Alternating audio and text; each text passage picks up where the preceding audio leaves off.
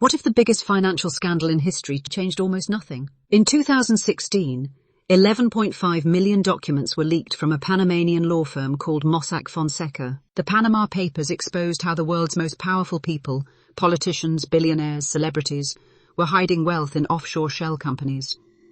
It was the largest data leak in history at that point. But here is what most people never followed up on. Of the roughly 214,000 shell companies named in those documents, only a fraction faced any legal consequences. The founders of Mossack Fonseca were arrested, then released.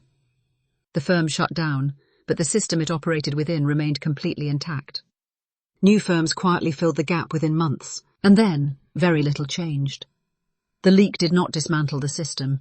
It documented it. Journalists who worked on the investigation reported surveillance and intimidation.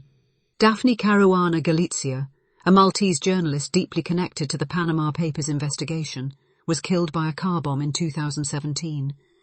She had been receiving death threats for months. The men convicted of her murder were hired.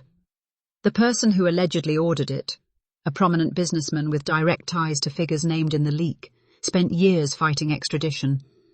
Governments that promised investigations quietly shelved them. In Iceland, the Prime Minister resigned within days of the leak. That felt like accountability, but Iceland was the exception, not the rule. So the real question is not who was named in the Panama Papers.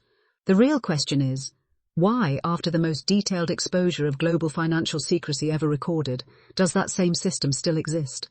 Was the leak a warning that went ignored? Or was it something more uncomfortable?